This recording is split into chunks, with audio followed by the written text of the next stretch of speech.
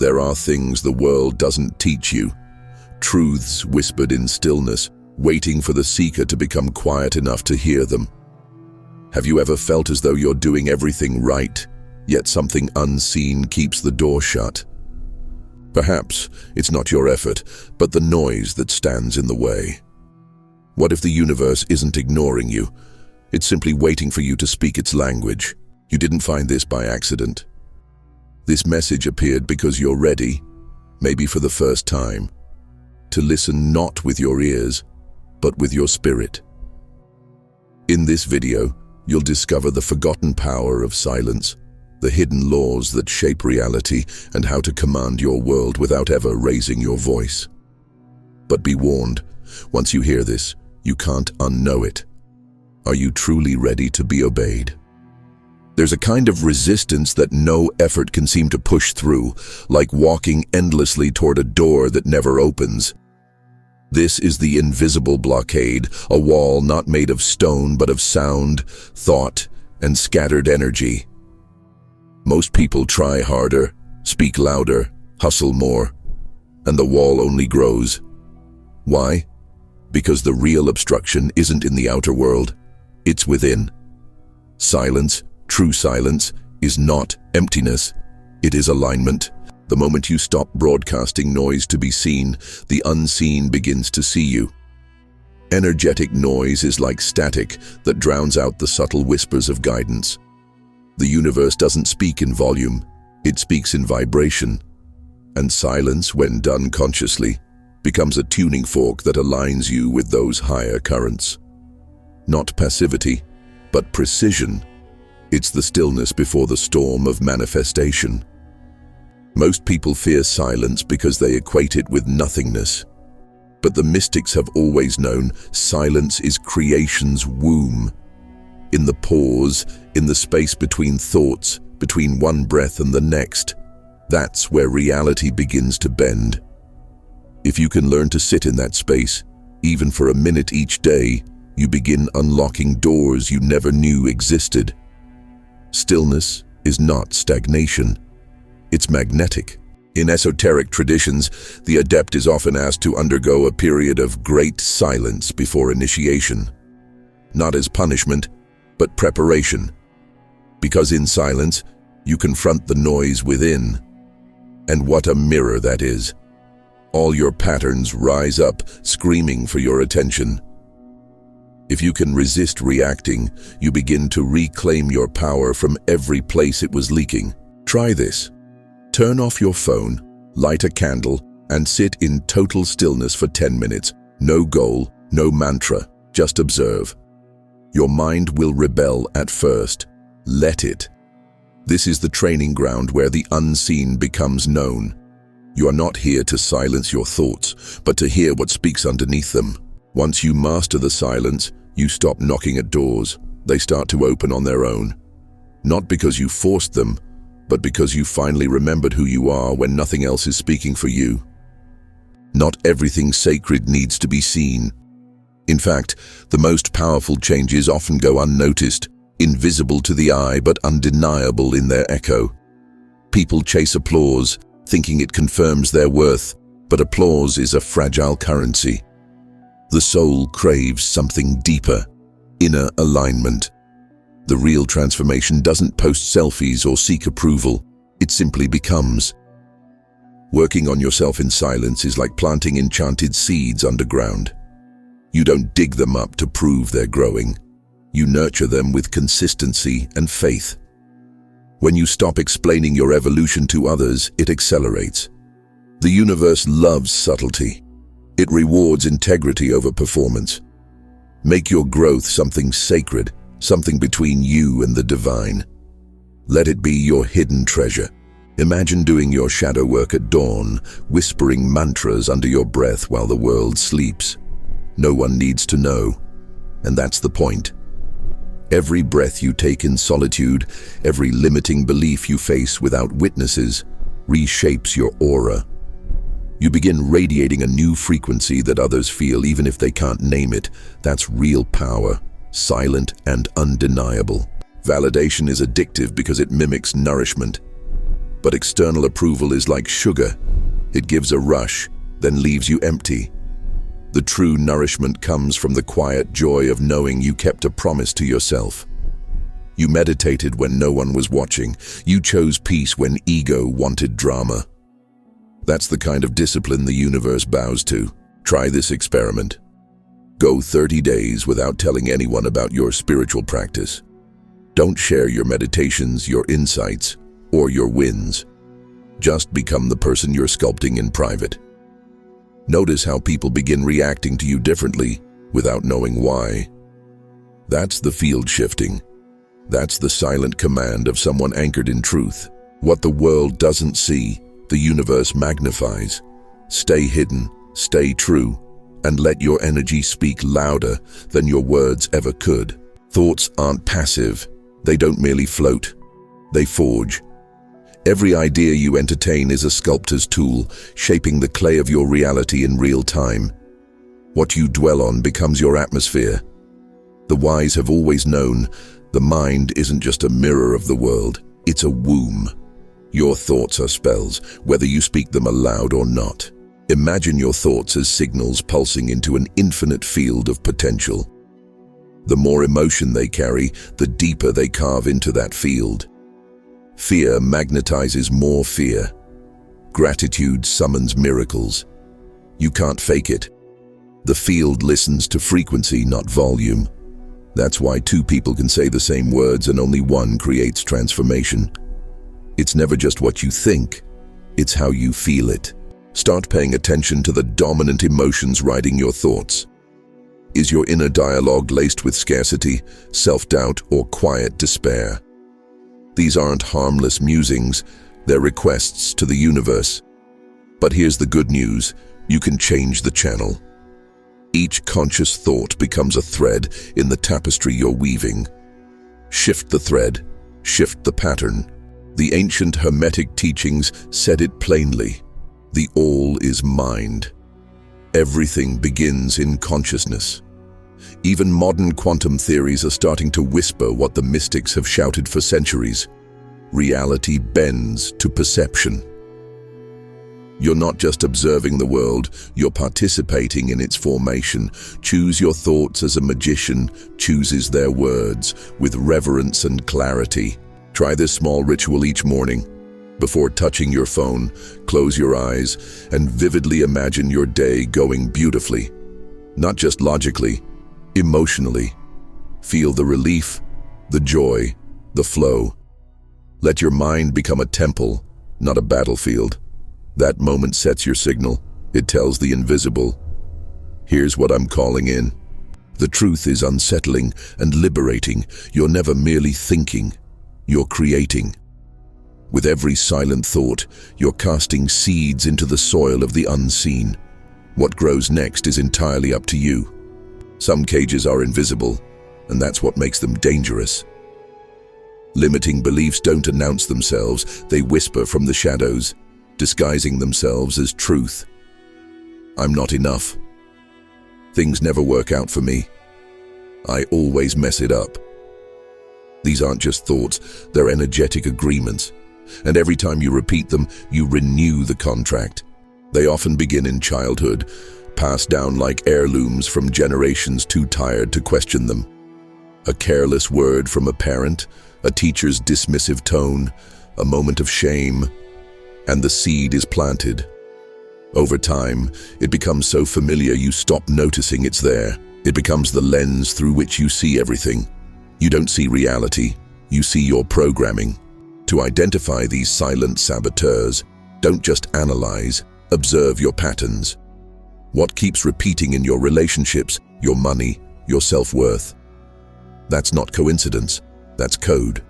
The moment you name a belief, you begin to weaken it. Awareness is the first light in a dark room, and once the light is on, the shadows lose their power. Here's something few realize. You don't need to fight your limiting beliefs. Fighting gives them more energy. Instead, watch them like clouds passing through the sky. Say, there's the thought that says I can't do this. Then let it float by. Detachment dissolves what resistance fuels. That's the quiet alchemy of awareness. You can also rewrite the belief gently, not with forced affirmations, but with lived experience. Start acting in ways that contradict the old story. Do small things that prove your safety, your capability, your worth. Let action become the antidote. Beliefs don't vanish. They evolve as you evolve. If the mind is a temple, your beliefs are the symbols etched into its walls. You decide which ones stay and which ones are ready to be rewritten in gold.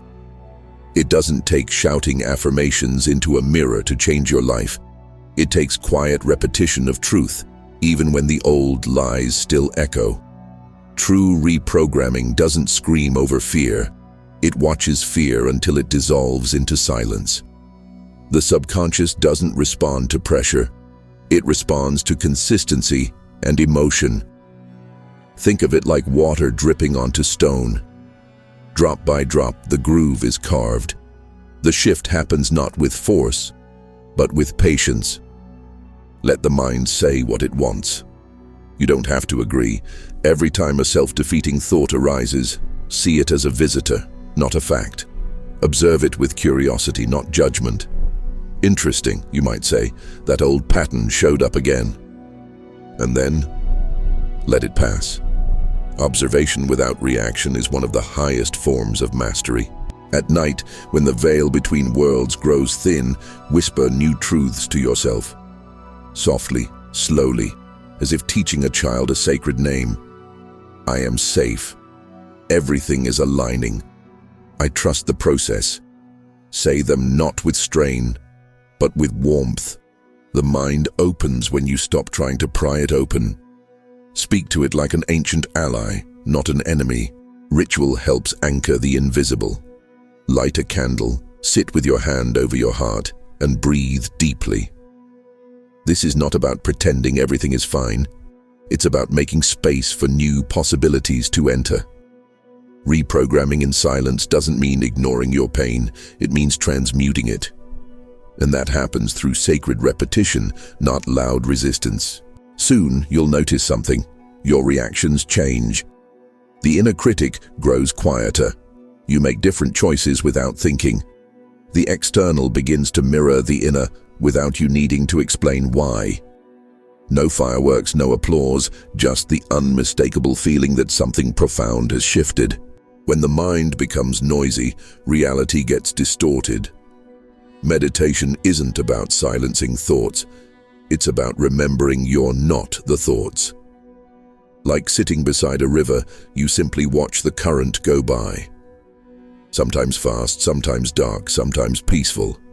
But you are the watcher, not the water. This one realization can unravel lifetimes of conditioning. Each time you sit in stillness, you create distance between your awareness and your automatic patterns. That distance is sacred. In that space, you're no longer a puppet of emotion or memory. You're the witness, and the witness has power. You start to see what triggers you before it controls you. That's the root of liberation. Don't complicate it.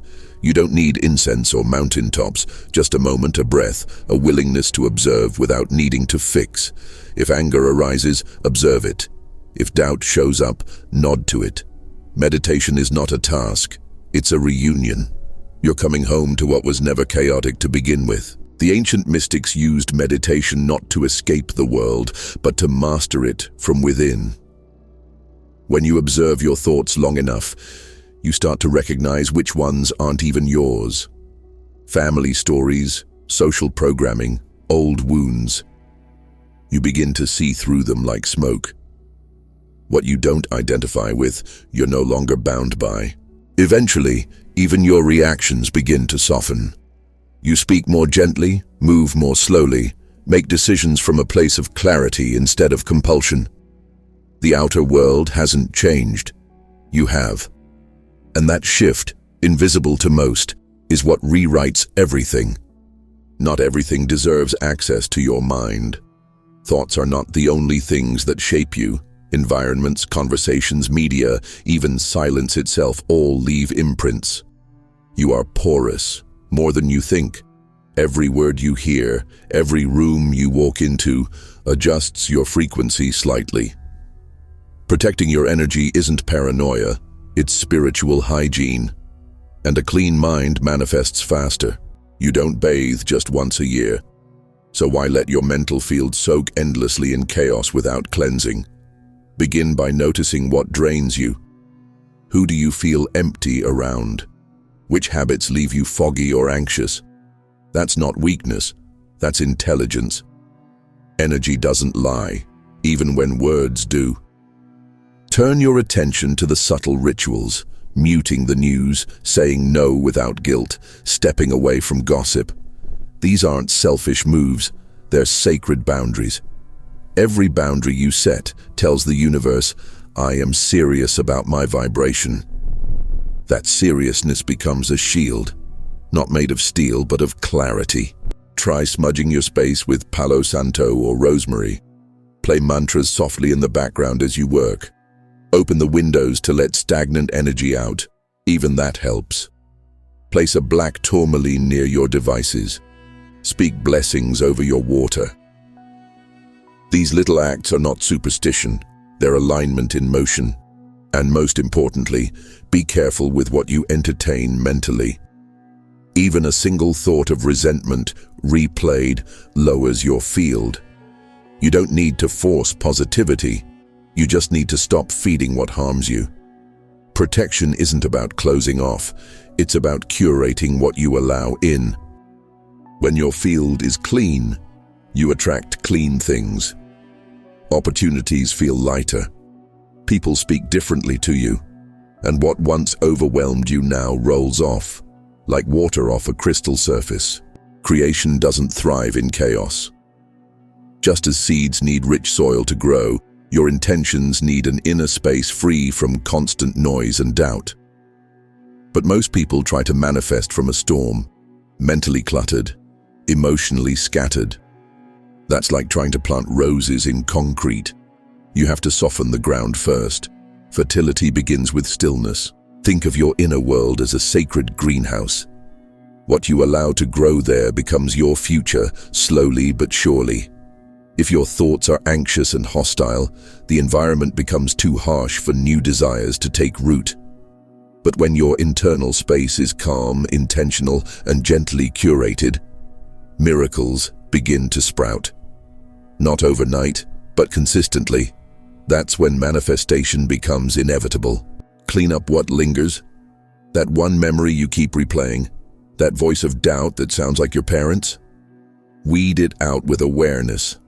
Every small clearing creates more room for life to bloom. You don't need to fix everything. Just create enough space for something new to land. Trust that your spirit knows how to grow once given room. Silence is more than absence. It's sanctuary. When no one is watching and there's no pressure to perform, your soul stretches. You hear whispers of intuition you've long ignored. You remember who you were before the world told you who to be. And that memory, sacred and subtle, starts restoring your creative power. You no longer chase, you cultivate. Build small rituals around this space.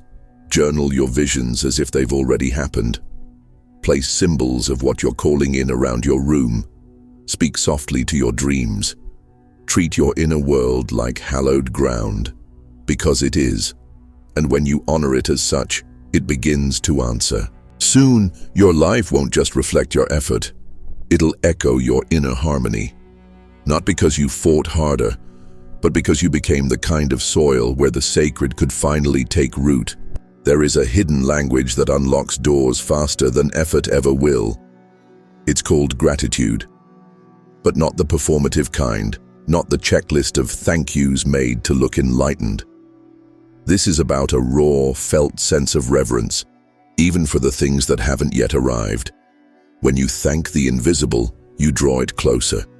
The universe responds not to need, but to recognition. To be grateful is to say, I already trust. Gratitude is a frequency, not just an emotion, but a signal. And like any frequency, it attracts its match. When you wake up and say, thank you for this breath, even on hard days, you calibrate your field. Your mind begins to notice what's working. The smallest moments become sacred, and life begins to whisper back, more of this. Some of the most powerful spiritual practices happen when no one is watching. Try closing your eyes, placing your hands over your heart, and saying thank you, not to anyone in particular, but to existence itself. Thank the lesson you're still learning. Thank the delay that's protecting you. Gratitude alchemizes waiting into receiving. You don't need a reason to feel grateful. That's the magic of it. You can train your body to feel the emotion before the result arrives. This is how you collapse timelines. It's not fantasy, it's frequency. The energy of, I already have it, opens doors faster than when will it come. That's the paradox. Gratitude makes the future feel present. Write secret thank you notes to the life you're building. Speak blessings over what's on its way. You're not pretending. You're remembering your power to command with joy, not desperation. Don't underestimate how quickly things shift when you shift how you see. A grateful soul becomes a magnet for the miraculous. Quiet, intentional, steady, and when you truly feel it, not just say it, the entire field around you starts to rearrange. Because a heart that knows how to say thank you also knows how to receive.